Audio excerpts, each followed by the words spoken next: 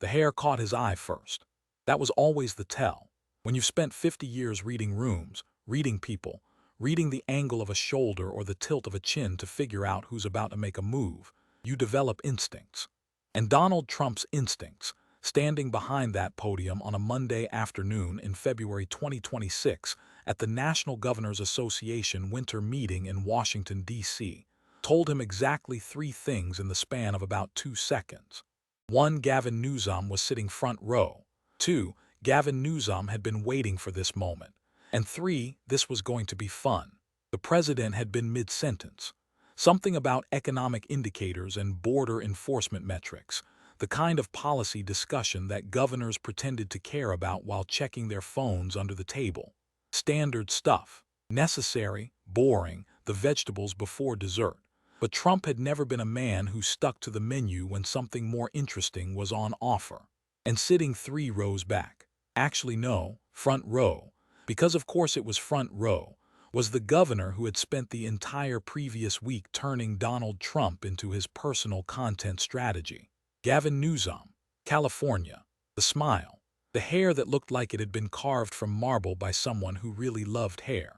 The navy suit with no tie because ties were for people who followed rules, and Gavin Newsom's entire political identity was built on the idea that California didn't follow rules, California made them. He was sitting there with that expression, that very specific expression that Trump had seen on 1,000 faces over 5 decades of dealing, negotiating, firing, hiring, and occasionally destroying people who thought they were smarter than him. It was the expression of someone who thought they were about to win. The smirk wasn't hidden. Newsom wasn't even trying to hide it. That was the interesting part. Most politicians, when they're in the same room as a president they've been antagonizing on social media, they at least pretend to be respectful. They sit up straight. They nod along.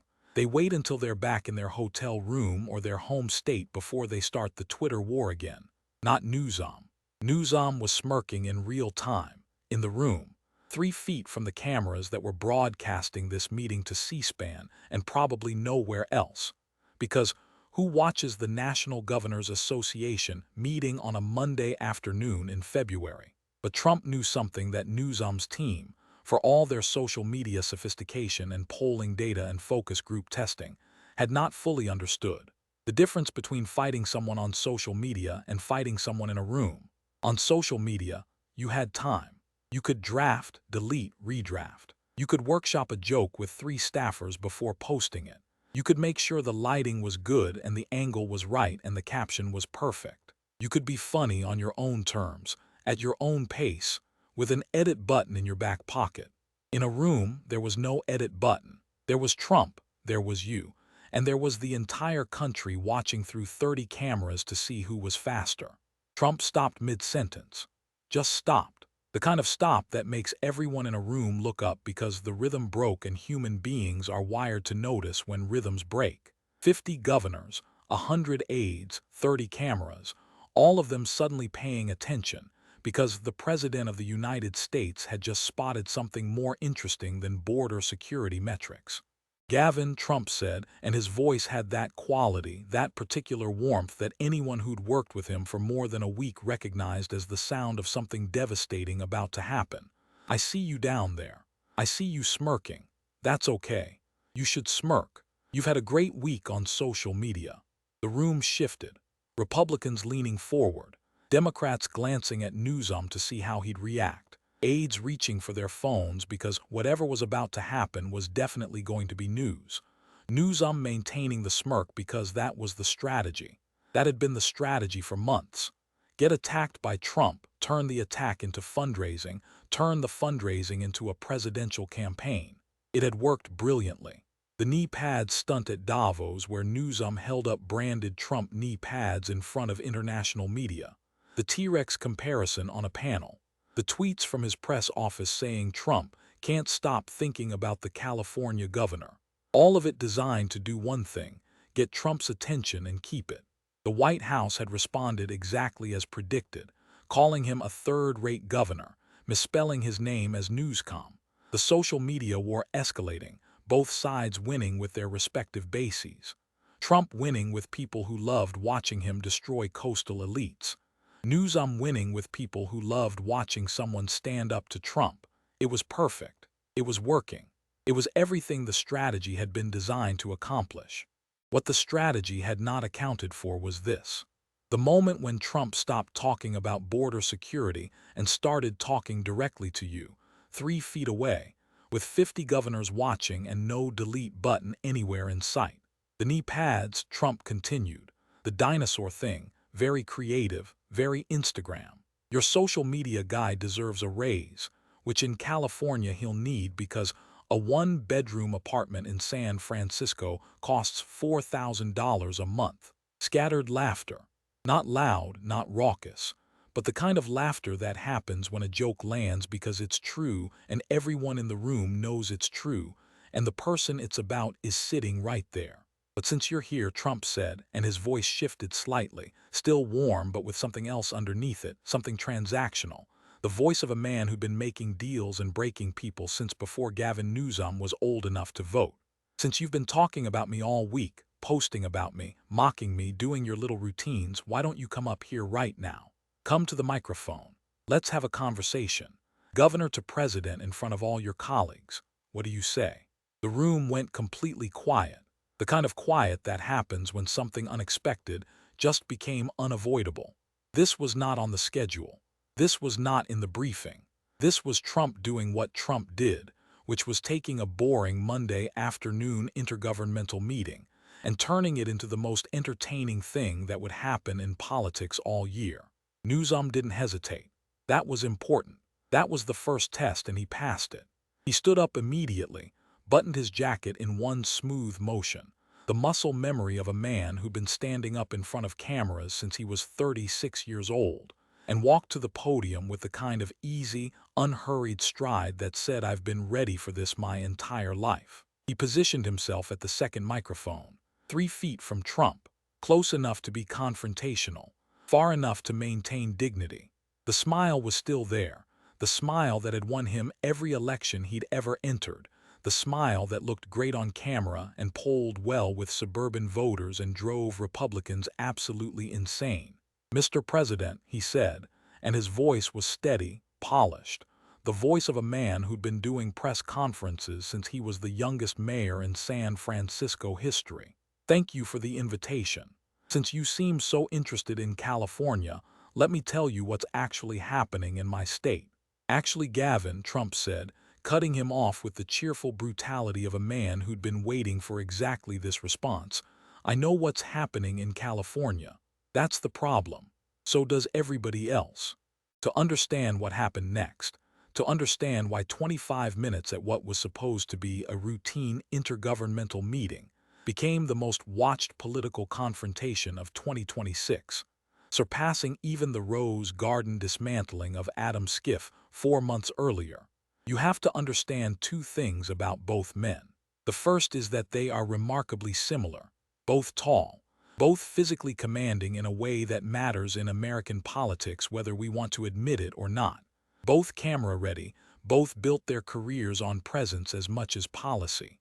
Both came from wealth. Trump from Fred Trump's Queen's real estate empire. Newsom from a family whose closest friend happened to be Gordon Getty, heir to the Getty oil fortune, which is the kind of detail that matters when you're trying to sell yourself as a man of the people. Both owned businesses that traded on their personal brands. The Trump Organization with its towers and golf courses. The Plumpjack Group with its wineries and restaurants. Both married glamorous women who became public figures in their own right. Both understood at a cellular level that in American politics, how you look on camera matters as much as what you say, and sometimes more. The second thing you have to understand is that they are fundamentally different in one critical way. Trump had run something the entire country could see. An economy, GDP growth, job numbers, stock market records, unemployment rates. Whether you loved him or hated him, whether you thought he was a genius or a disaster, the numbers were on a screen that everyone could read. He had results that could be measured, quantified, compared to previous administrations, and found either wanting or exceptional depending on your politics, but either way, measurable. Newsom had run something the entire country could also see. And what they saw was tent cities on the sidewalks of Los Angeles, wildfire smoke over the Pacific Coast Highway, a bullet train that had been under construction for 18 years and still couldn't carry a single passenger from one city to another, homeless encampments outside office buildings in San Francisco, needles on sidewalks, human feces mapped on apps so people could avoid stepping in it, a recall election that got 38% of his own state to vote against him, a population exodus that caused California to lose a congressional seat for the first time in its history. Trump had results.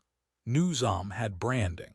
And at the National Governors Association meeting in February 2026, with 50 governors watching and 30 cameras rolling, the branding was about to meet the results. Gavin, Trump said, and his tone shifted, warmer, almost avuncular, the tone of a man about to say something terrible while sounding like he was doing you a favor. I like you. I really do. We used to get along great.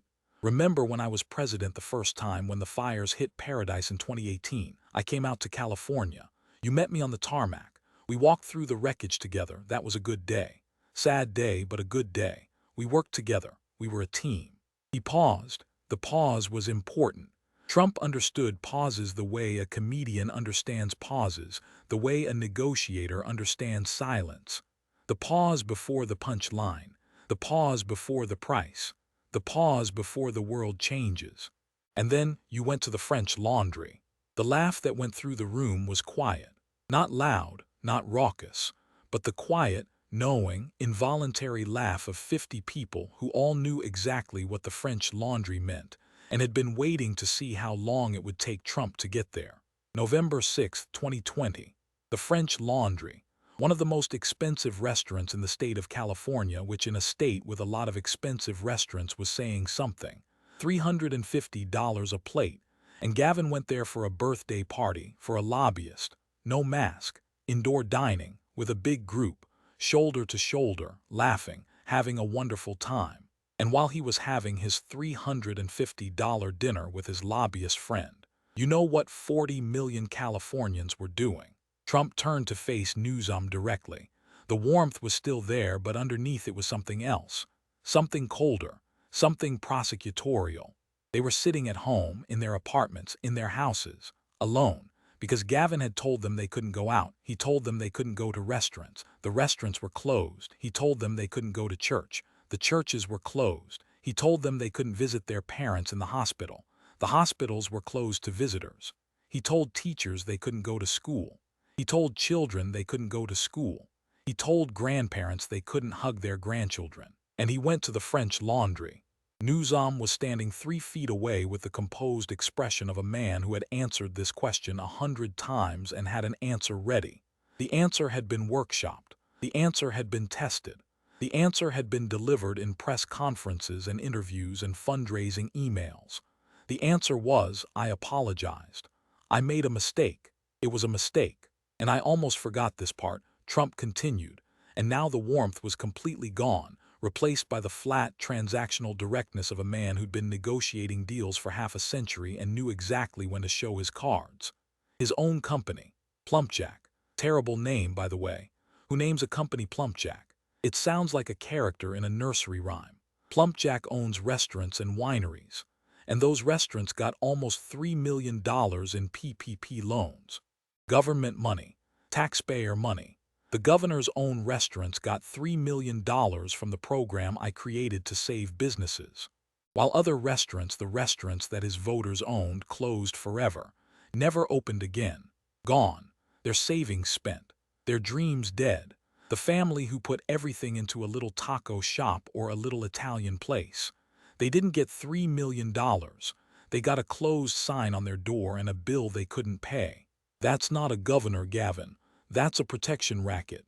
Newsom leaned into his microphone. His voice was measured, practiced. The voice of a man who had rehearsed this answer with his communications director on the flight from Sacramento. Mr. President, I've addressed the French Laundry many times. I apologized. I said it was a mistake. It was a mistake. And frankly, if we want to talk about COVID response, California had one of the lowest per capita death rates of any large state in the country.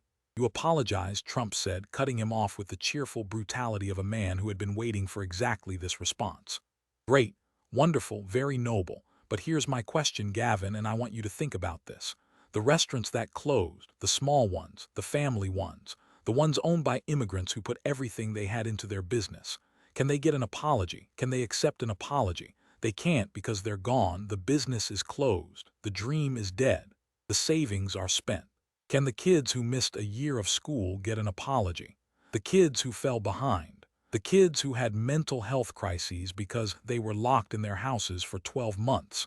Can they accept an apology? Can the grandmother who died alone in a hospital room, no family, no hand to hold, no one to say goodbye because your rules said her family couldn't visit, can she get an apology? Or is the apology just for you? Just Gavin gets to apologize and move on. Gavin gets to say, I made a mistake and everybody's supposed to forget. Because that's not how it works. That's not how it works for the people who lost their businesses and their parents and their children's educations while you were eating a $350 dinner. They don't get a French laundry. They get a closed sign on their door and a bill they can't pay. The room was silent, not the silence of agreement. The silence of governors, Republican and Democrat, who knew that every word Trump had just said was factually accurate and emotionally devastating, and that there was no sound bite in the world that could counter it. But let's move on, Trump said, and his voice shifted again. Lighter, almost playful. The gear change that kept audiences off balance and cameras rolling. Let's talk about character. Because Gavin is running for president, everybody knows it. He knows it, I know it. The hair knows it. Look at that hair, it's already running. The hair is already in Iowa. And when you run for president, people look at your character. They want to know who you are, not just what policies you support, who you are as a person. And I think the people of America deserve to know something about Governor Newsom's character. He turned to Newsom. The playfulness was still there, but underneath it was something else. The flat, transactional directness of a man who had been negotiating deals for half a century and knew exactly when to show his cards. In 2005, Gavin was the mayor of San Francisco. Very young, very handsome, very popular, and he had an aide named Alex Torque. Alex was his campaign manager, his right-hand man, the guy who got him elected. Alex was also his friend, his close friend. They socialized together. Their families were close. And Gavin had an affair with Alex's wife. A murmur went through the room. Not surprise. The affair was public knowledge, nearly 2 decades old, the kind of thing that lived on Wikipedia pages and in opposition research files. But hearing it said out loud, 3 feet from Newsom's face, by the President of the United States, was different from reading about it on a screen. Ruby Rippey Torque. She was Gavin's appointment secretary, his employee, and she was his best friend's wife. And Gavin, the future governor, the future presidential candidate, the guy who stands up here with the beautiful hair and talks about moral leadership, slept with her. His employee, his best friend's wife. Alex found out when Ruby told him. In rehab. She was being treated for alcoholism and part of the treatment was telling the truth. So she told him. And Alex, this good man, this loyal friend, confronted Gavin and resigned. Because that's what a man with character does. He walks away from betrayal. And you know what Gavin did. He blamed it on alcohol. He said he was drinking too much. Very sad story, very sympathetic. He said he would stop drinking. He said he was going to get help. And then 2018, 13 years later, he admitted he never went to rehab. Never. He told the Sacramento Bee, there's no rehab, I just stopped. And then he started drinking again. He told the San Francisco Chronicle he enjoys a little wine again.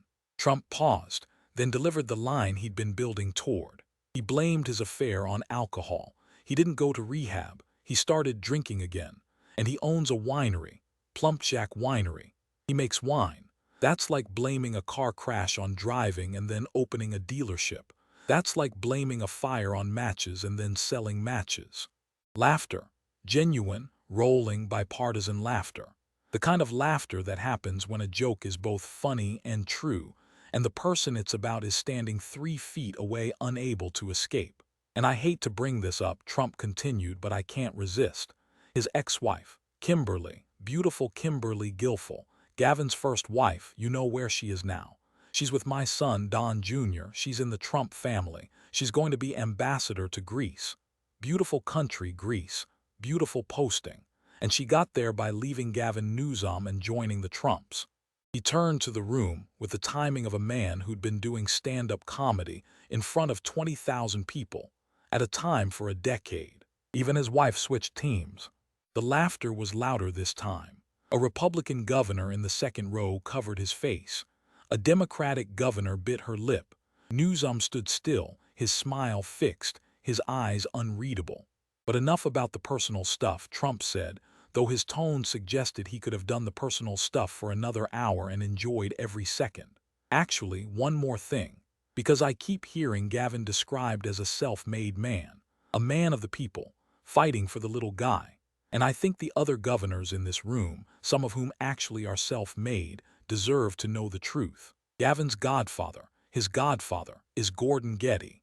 Gordon Getty, as in the Getty oil fortune, as in one of the richest families in the history of California. The Getty family bankrolled Gavin's entire career. $500,000 in donations. Maybe more. And his wine company, Plumpjack, you know where the name comes from. It's the name of an opera that Gordon Getty wrote. He named his business after his billionaire godfather's opera. That's not a self-made man. That's a trust fund baby who learned to use hair gel. And Plumpjack, this wine company, these restaurants. When Gavin became governor, he was supposed to put everything in a blind trust to avoid conflicts of interest. Very standard, very appropriate. And he did put it in a trust, but you know who runs the trust? His wife. And the beneficiaries, his children. That's not a blind trust. That's a family trust with a blindfold on it. You can't have a blind trust run by your wife for your children and call it blind. I know about blind trusts, by the way. I know about conflicts of interest. People have been accusing me of conflicts of interest for 10 years, but at least I was honest about it. I said I have a big business, it's complicated, here's what I'm doing. Gavin pretends it's all in a blind trust while his wife is managing his winery. That's not transparency. That's a magic trick. Trump paused, scanned the room the way he always scanned a room, not looking for approval but for energy, for rhythm, for the moment when entertainment should become substance. But let's talk about what really matters, he said, and his voice changed. The comedy was over. Let's talk about the people of California, because the people of California deserve a lot better than what they've been getting. Homelessness, the big one, the one that Gavin promised to fix when he ran in 2018. I'll solve homelessness. Those were basically his words. And California, the great state of California, the Golden State, gave him everything. Every tool, every dollar, every vote. They gave him a Democratic supermajority in the legislature. They gave him no Republican opposition. They gave him $24 billion. He let the number hang in the air. $24 billion on homelessness over 6 years. That's more than most countries spend on their entire military. And you know what happened? The homeless population went up, not down, up by 31%. 31% more homeless people after spending $24 billion. In the rest of the country, the rest of America, the parts that Gavin doesn't govern, homelessness went down by 10%. The rest of America spent less and got better results. Gavin spent $24 billion and got worse results. The state auditor, California's own auditor, not mine, not a Republican, California's own watchdog, said the administration could not determine the effectiveness of the spending, couldn't determine it, couldn't find it. $24 billion and they don't know where it went or what it did. And in 2023, last year, Gavin went on Sean Hannity's show, and Hannity asked him about homelessness. And you know what Gavin said? He said, and this is a direct quote, "We have not made progress." He said it. The governor of California admitted on national television that after $24 billion, they have not made progress. Trump turned to Newsom. Gavin, I'm a businessman. If I gave a contractor $24 billion and the building got smaller, I would fire the contractor. If I hired a chef and the food got worse, I would close the restaurant. You spent $24 billion and the problem got worse. In any other industry, you'd be fired. But in California, you get to run for president. And I'll tell you something else, because this is the part that really tells the story. Because of how Gavin runs California, the taxes, the regulations, the cost of living, the crime, the homeless encampments outside every office building, people are leaving, voting with their feet. Between 2020 and 2023, California lost over 1 million residents. Net, more people leaving than coming. For the first time in the state's history, California lost a congressional seat after the census. Lost a seat. The state that used to gain seats every decade because everyone in America wanted to move there lost one. And where are they going? They're going to Texas. They're going to Florida, Arizona, Nevada, Tennessee, Idaho, Republican states. The people who lived under Gavin Newsom's policies looked around, packed their bags, and moved to states run by Republican governors. That's not a poll. That's not a focus group. That's millions of people answering the question, is California working with a U-Haul? Tech companies too. Oracle left for Texas. Hewlett-Packard Enterprise left for Texas. Tesla. Elon moved the whole company to Austin. Great guy, Elon, by the way, very smart. He looked at California's taxes and regulations and said no thank you and moved to a state where you can actually build things. Charles Schwab gone to Texas. And these aren't just companies. These are jobs. These are tax revenues. These are the people who fund the programs that Gavin takes credit for. And he wants to run the country. The man whose state is losing people, losing companies, losing a congressional seat. He wants to take the formula that's shrinking California and apply it to all 50 states. That's like a restaurant that's losing customers saying, let me cater the whole building. We've tasted the food, Gavin. We're going to Texas. Newsom responded. And for the first time in the confrontation, his voice had an edge to it. The edge of a man whose rehearsed calm was beginning to crack. Mr. President, homelessness is a national crisis that requires federal partnership, not federal blame. Half the people on the streets of California come from other states. And while California is investing in solutions, your administration has cut federal housing programs by. They come from other states, Trump interrupted. He's blaming other states. That's his move. That's always his move. It's not my fault, it's the other states, it's the federal government, it's the weather, it's the housing market. $24 billion, Gavin, $24 billion. At some point it's not other people's fault. At some point it's the guy in charge. And the guy in charge for 7 years has been you. Trump pivoted without pause. The conversational equivalent of a boxer slipping a jab and throwing a counter. And the train, oh the train, this is my absolute favorite. California voted for a bullet train in 2008. 2008. That's 18 years ago. 18 years. You know what I built in 18 years? I built most of Manhattan. I built towers. I built hotels. I built cities. California has built, and I checked this because I wanted to make sure, 0 miles of operating high-speed rail. Not 1 mile. Not 1 inch. The original estimate was $33 billion to connect San Francisco and Los Angeles. The current estimate, and it goes up every time they estimate it, is over $100 billion. $100 billion for a train. And here's the best part. The section they're actually building right now, the one they're celebrating, the one Gavin cuts ribbons for, goes from Merced to Bakersfield. Merced to Bakersfield. Nobody in the history of transportation has ever needed to get from Merced to Bakersfield at 200 miles an hour. Nobody is sitting in Merced saying, if only I could get to Bakersfield faster.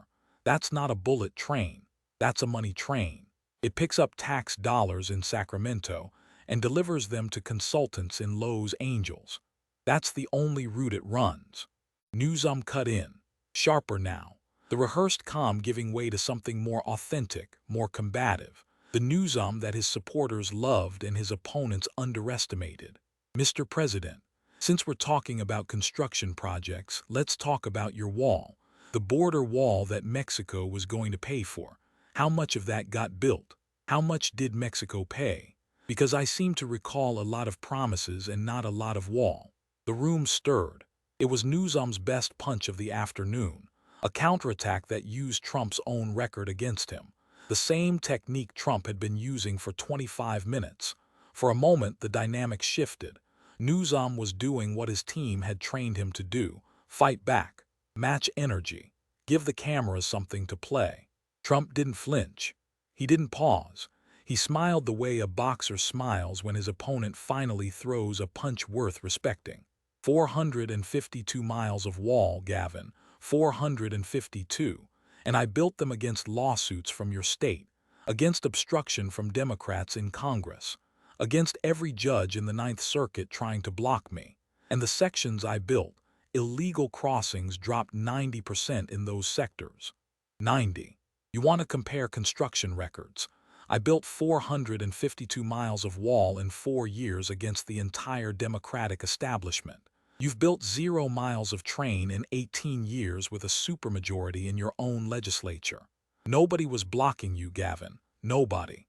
You had every vote. You had every dollar. And you built nothing. Newsom tried again. And the national debt. You added $8 trillion. I added it during COVID, Trump said, during a pandemic to save 40 million jobs. And the economy came back stronger than ever. Record stock market. Record low unemployment. What did you add 24 billion for? For more homeless people. I spent 8 trillion and saved the economy. You spent 24 billion and got more tents. I'll take my return on investment over yours any day of the week. The exchange was illuminating. Not because Newsom lost it, but because of how he lost it. His counterpunches were legitimate. The border wall had fallen short of its promises. The national debt had ballooned. These were real vulnerabilities. And a more experienced counterpuncher, someone who had spent decades in face-to-face verbal combat rather than in edited social media exchanges, might have landed them. But Trump had been in this kind of fight for 40 years, in boardrooms with hostile investors, on construction sites with angry contractors, in courtrooms with aggressive attorneys, on debate stages with 17 Republican opponents and then 2 Democratic ones. The speed at which he could turn a counterpunch into a counterpunch. Wall becomes wall versus train. Debt becomes COVID versus homelessness. Was not something you could learn from watching clips on YouTube. It was muscle memory built over decades. Newsom's team had studied Trump's confrontations and concluded that the key was to fight back. What they hadn't understood was that fighting back against Trump was like fighting back against the ocean. You could swing all you wanted.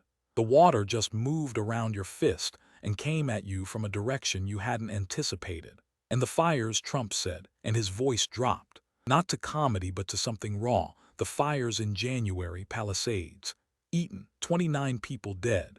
12,000 homes destroyed, beautiful homes, families, memories gone, and the fire hydrants were dry. The reservoirs were empty. They hadn't filled them. The water wasn't there.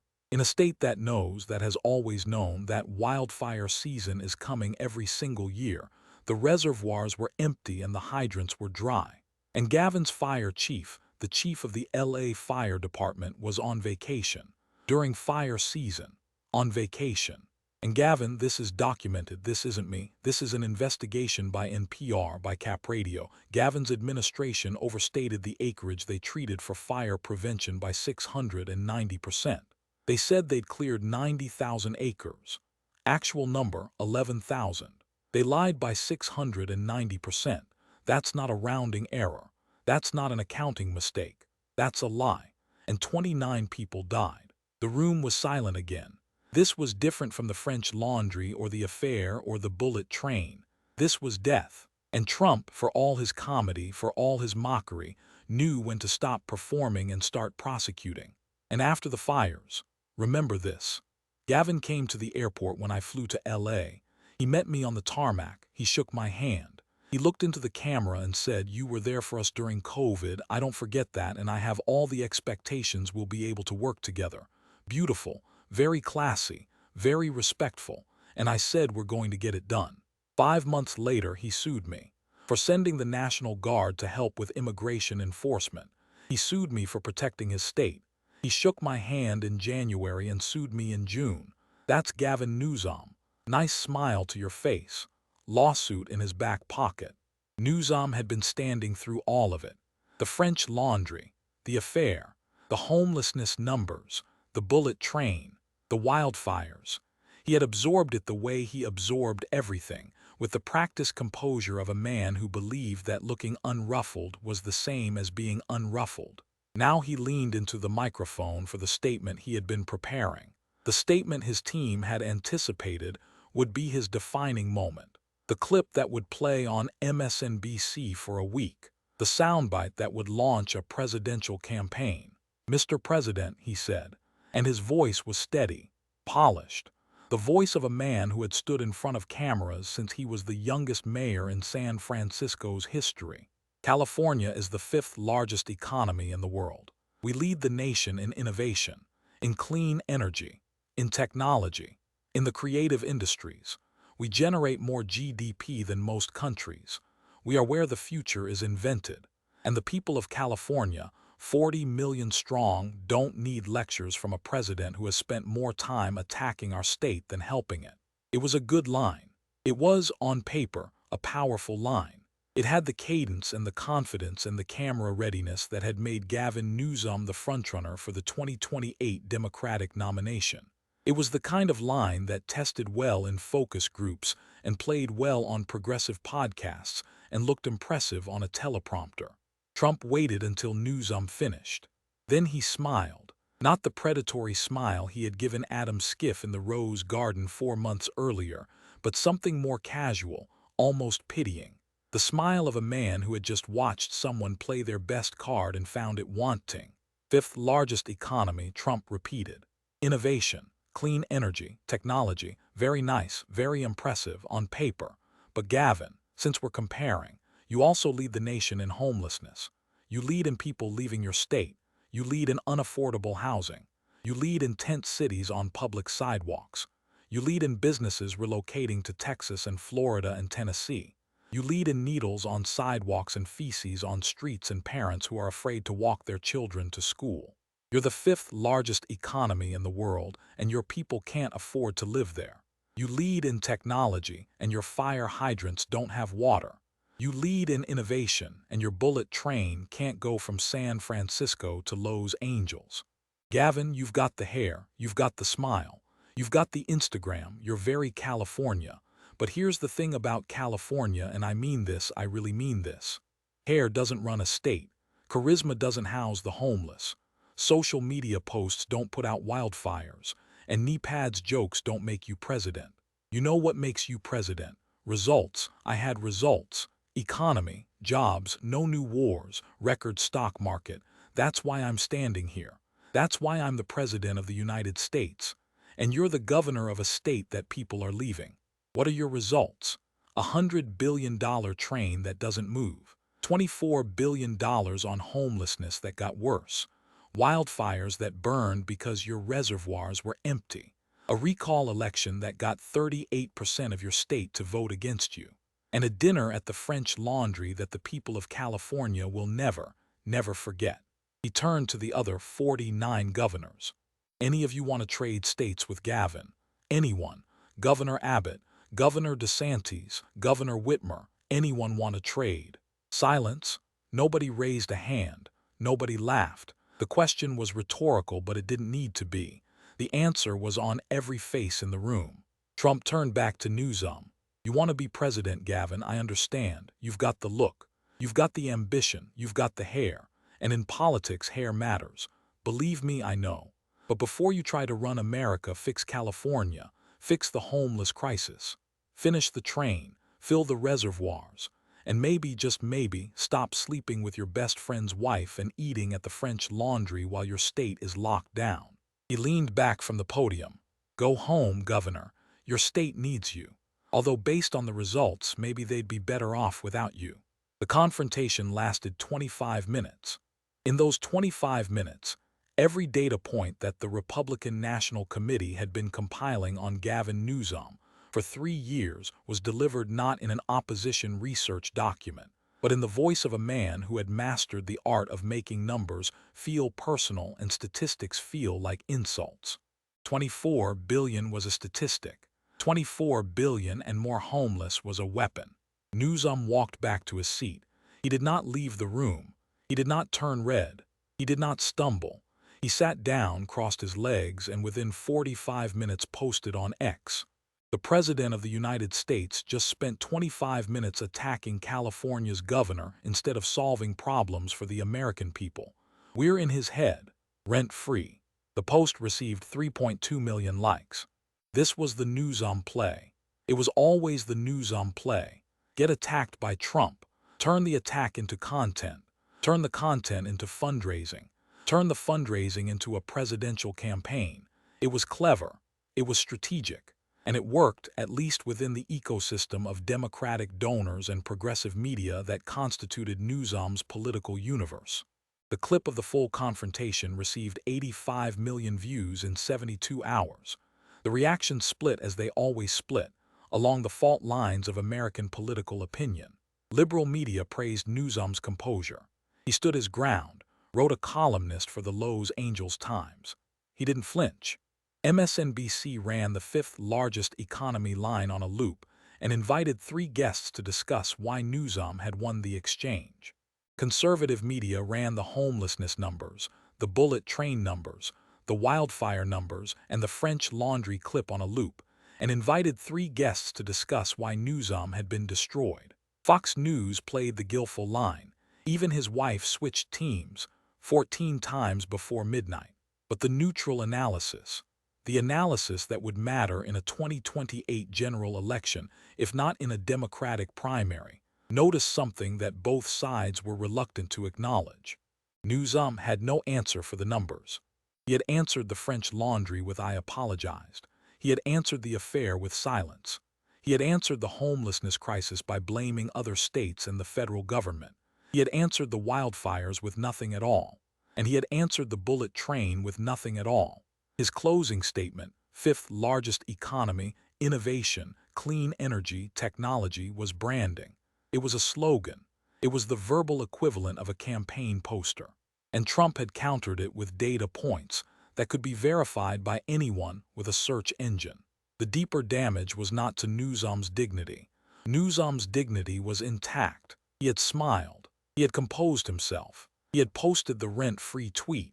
He had done everything right in the playbook of a man who understood that being attacked by Trump was a feature, not a bug, of a Democratic primary campaign. The damage was to his credibility.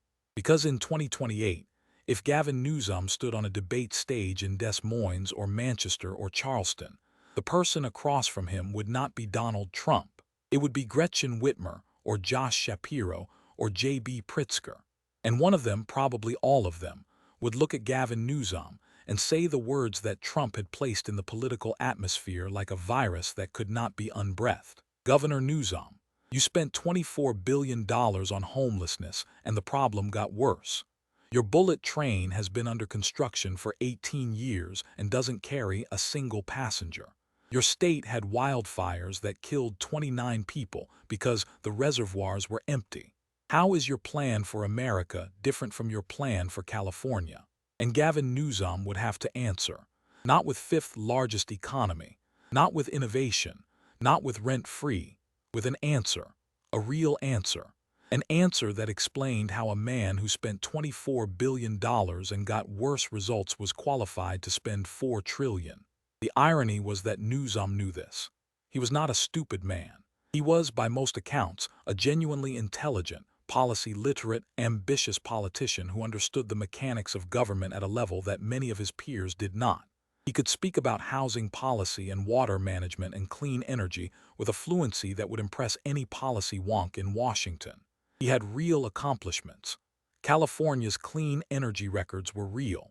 Its tech sector was real. Its cultural influence was real. The problem was not that Newsom was incompetent. The problem was that California's failures were more visible than California's successes.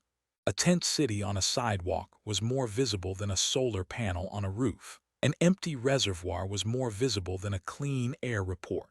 $100 billion train that didn't run was more visible than a $100 billion tech economy that did.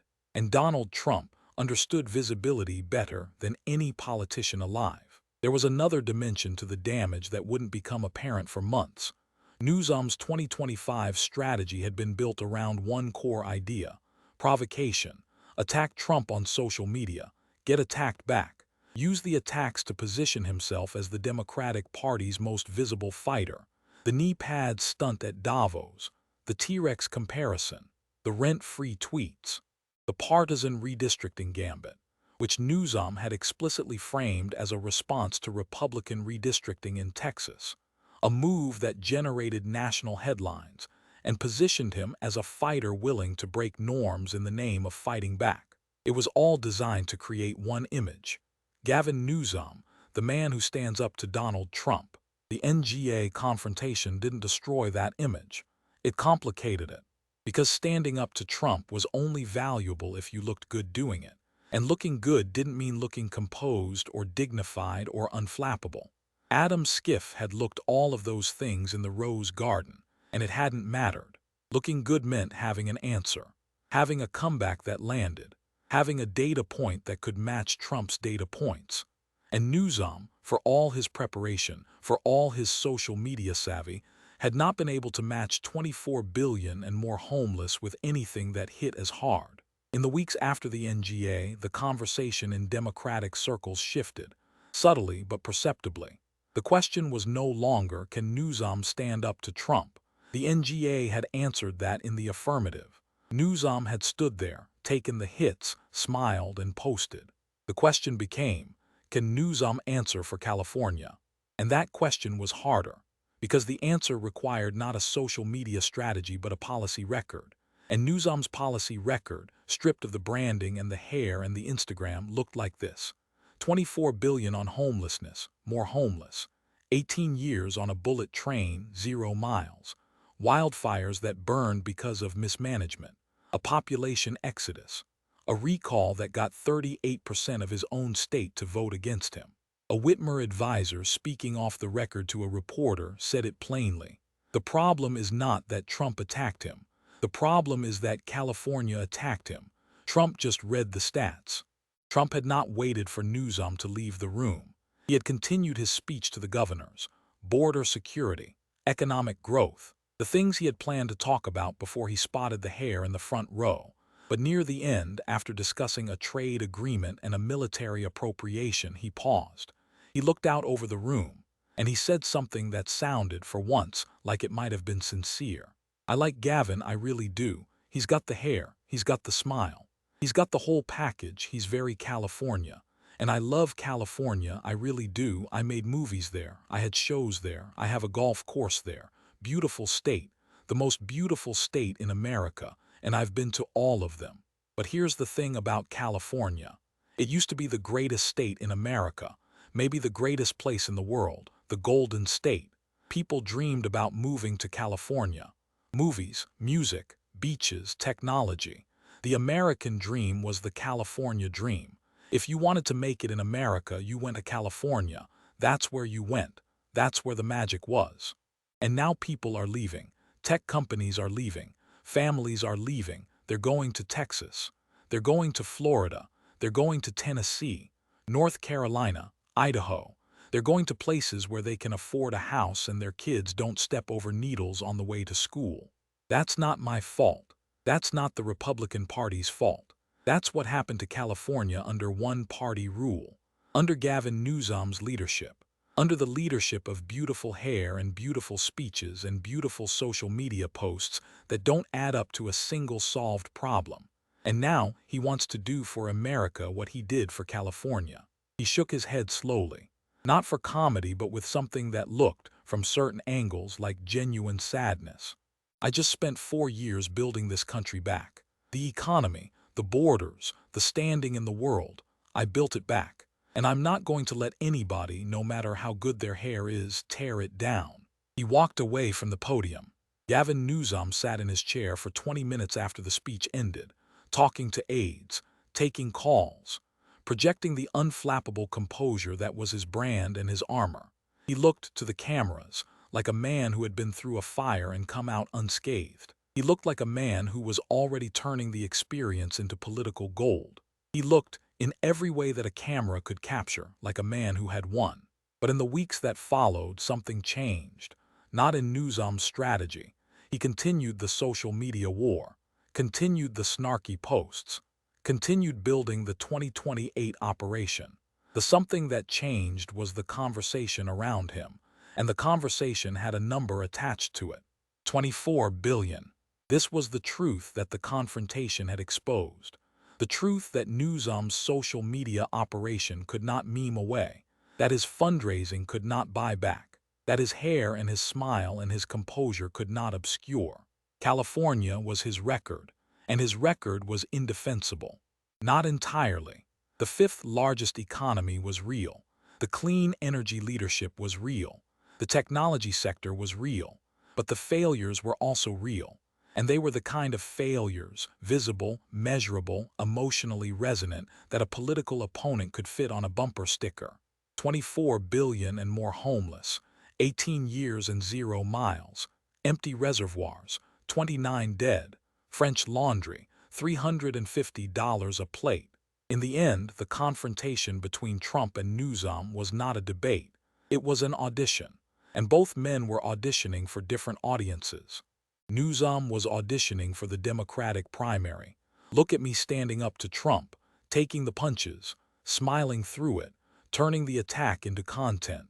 Trump was auditioning for the general election. Look at what he did to California. Look at the numbers. Look at the results. And ask yourself if you want that for America. The primary audience gave Newsom a standing ovation. The general election audience gave him a number, 24 billion. And in 2028, if Gavin Newsom stands on a debate stage trying to become president of the United States, that number will be standing right beside him. Not because Trump put it there, because California did. Trump just made sure everyone could see it. The question that would haunt Newsom's presidential ambitions was not whether he could stand up to Trump. The NGA had answered that. He could stand there. He could take the hits. He could smile. He could post. The question was whether he could answer for the $24 billion that disappeared into California's homelessness crisis and produced not fewer homeless people, but 31% more. Whether he could explain the 18 years and $100 billion spent on a bullet train that couldn't carry a single passenger from one city to another. Whether he could account for the empty reservoirs and dry hydrants during wildfire season. Whether he could justify eating a $350 dinner at the French Laundry, while 40 million Californians sat locked in their homes under his orders. These were not hypothetical questions. These were not social media debates. These were facts, numbers, results, the kind of things that could be looked up, verified, and repeated by every opponent he would face on a presidential debate stage. And the answer, the real answer, would have to be better than fifth largest economy. It would have to be better than innovation and clean energy and technology. It would have to be better than rent-free. It would have to be an explanation for why a man who spent $24 billion and made the problem worse deserved to be trusted with $4 trillion. That was the question Trump had planted in the political atmosphere that afternoon in February. And it was a question that would not go away with a tweet or a smile or a perfectly styled head of hair. It was a question that required an answer, a real answer.